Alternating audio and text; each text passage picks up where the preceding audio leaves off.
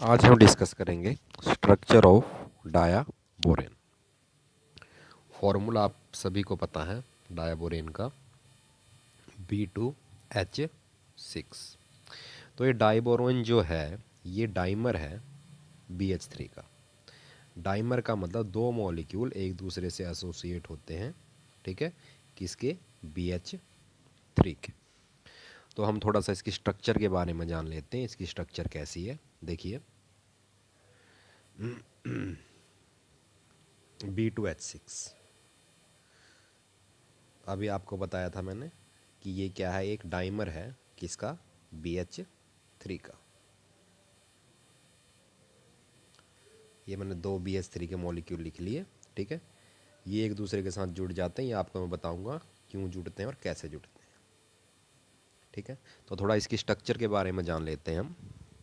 तो यहाँ पर जो ये आपको लेफ्ट हैंड साइड में और जो राइट हैंड साइड में जो हाइड्रोजन दिखाई दे रहे हैं, इन्हें बोलेंगे हम टर्मिनल हाइड्रोजन। टर्मिनल हाइड्रोजन, ठीक है। और जो आपको ये बीच में दिखाई दे रहे हैं दो हाइड्रोजन, इन्हें बोलेंगे हम ब्रीजिंग हाइड्रोजन। Bridging hydrogen. जो ये टर्मिनल बॉन्ड्स हैं ये हैं आपके नॉर्मल कोवलेंट बॉन्ड, ठीक है। आपको पता है जो कोवलेंट बॉन्ड बनता है वो कैसे बनता है? By sharing of electrons. तो जो टर्मिनल बोरोन हाइड्रोजन बॉन्ड हैं ये बने हैं by the sharing of electron between boron and hydrogen, ठीक है। तो यहाँ पर दो एटम इन्वॉल्व हैं, तो इन बॉन्ड्स को हम बोलते हैं two center two electron bond. Two center का मतलब है दो एटम इन्वॉल्व हैं, बोरोन और हाइड्रोजन, और टू इलेक्ट्रॉन का मतलब है इसमें टू इलेक्ट्रॉन्स की क्या हो रही है? शेयरिंग हो रही है। लेकिन जो ये ब्रीजिंग हाइड्रोजन है या फिर यहाँ पर जो बॉन्ड बना हुआ है ये नॉर्मल कोवलेंट बॉन्ड नहीं है। जो ब्रीजिंग बॉन्ड यहाँ पर बना हुआ है, ठीक है, इसमें तीन तो सेंटर इन्वॉल्व होंगे। कौन कौन से? बोरोन, हाइड्रोजन और बोरोन, ठीक है। तीन सेंटर होंगे लेकिन इन्वॉल्वमेंट केवल कितने इलेक्ट्रॉन्स की होगी? टू इलेक्ट्रॉन्स की। इसलिए हम इन्हें क्या कहते हैं? Three centre two electron bond. Okay. और इनकी जो शेप है वो बनाना के जैसी हो जाती है लास्ट में, जब हम इसकी कंप्लीट स्ट्रक्चर करेंगे, तो इसलिए हम इनको बनाना बॉन्ड्स भी बोलते हैं। तो इसमें दो तरह के बॉन्ड हैं, two center two electron and three center three electron. अब हम बात करेंगे इसकी हाइब्रिडाइजेशन की, इसमें कौन सी हाइब्रिडाइजेशन है। तो बोरोन का आपको इलेक्ट्रॉनिक कॉन्फ़िगरेशन पता है, 1s2 2s2 और 2p1। ओके, ये है ग्राउंड स्टेट में कॉन्फ़िगरेशन, ठीक है। ग्राउंड स्टेट में बोरोन आपका बॉन्ड नहीं बनाता डाइबोरेन में। एक्साइटेड स्टेट में क्या होगा? एक इलेक्ट्रॉन एस से किस में प्रमोट हो जाएगा? पी में, ठीक है। ग्राउंड स्टेट का मैं कॉन्फ़िगरेशन लिख लेता हूँ। ये 2s2 है और ये है 2p1। एक्साइटेड स्टेट में क्या होगा? एक इलेक्ट्रॉन एस से किस में प्रमोट हो जाएगा? पी में। तो यहाँ पर कॉन्फ़िगरेशन क्या होगा? इस तरह से 2s1 हो जाएगा और क्या हो जाएगा? 2p2। तो जो डाइबोरेन है उसमें जो हाइब्रिडाइजेशन होएगी वो कौन सी होगी? तुम्हारी sp3 हाइब्रिडाइजेशन, ठीक है। ये आपने ध्यान रखना है। जो दोनों बोरोन एटम है दोनों में ही कौन सी हाइब्रिडाइजेशन है? आपकी sp3।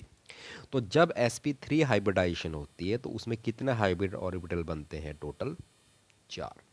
तो यहाँ पर दो बोरोन एटम है तो टोटल कितने हाइब्रिड और कितने हाइब्रिड ऑर्बिटल बनेंगे? टोटल 8, ठीक है। तो 4 पहले मैं एक बोरोन एटम के बना रहा हूँ, 1